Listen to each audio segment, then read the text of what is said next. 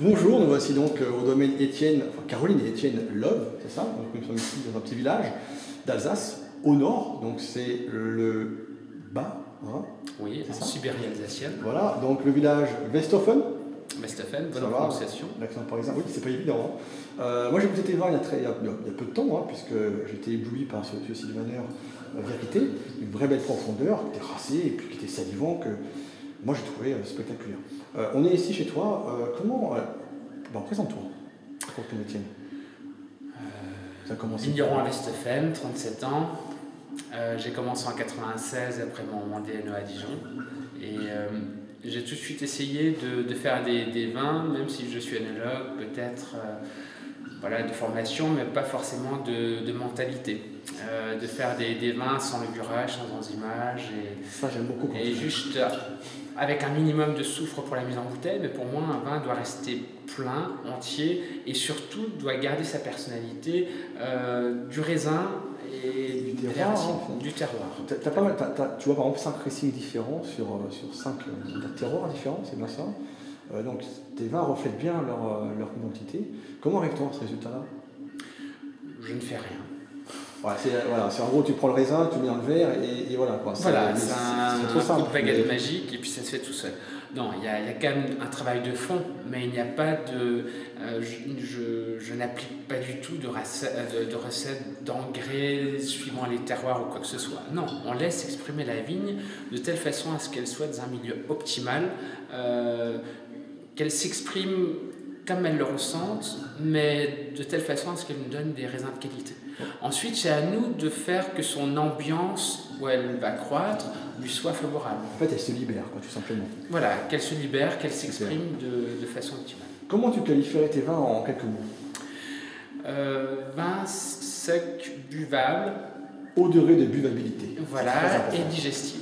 Et à côté de toi, justement, il y a un blogueur, en fait, enfin un blogueur, non, c'est plus qu'un blogueur, puisque c'est un amoureux des vins d'Alsace, qui vit en Alsace, s'appelle Stéphane Wasser, W-A-2-S-E-R. Vous le connaissez sans doute, parce que c'est stéphanew.com, que voici, et qui, justement, avec moi, qui a fait l'honneur, justement, d'être avec moi, en fait, pour venir au domaine. Et justement, tu connais bien les vins du domaine. Raconte-nous un petit peu ce que tu aimes dans les vins d'Étienne. Oui, donc le domaine neuf, j'ai connu en 2001, avec le millésime 2000, à l'époque où j'essayais de constituer ma cave et je cherchais donc des vignerons près de chez moi, puisque j'habite Strasbourg, ou pas loin. Et donc j'ai découvert les vins d'Étienne sur le millésime 2000 et j'ai tout de suite accroché sur l'expression qu'il avait et l'importance qu'il accordait au terroir. Parce que comme tu l'as dit, donc, il y a 5 Riesling à la cave, ce qui est quand même pas très courant en Alsace. Généralement, il y en a un Riesling d'entrée de gamme et un grand cru, voire un médaillé au milieu. Mais là, il y a vraiment 5 Riesling avec des expressions complètement différentes, sur des terroirs qui sont différents et qui donc Étienne, mon cœur, à vinifier. C'est vraiment un domaine que tu suis déjà depuis un moment, qui a évolué depuis qui a beaucoup évolué, je pense. Oui, gagné en précision, en netteté.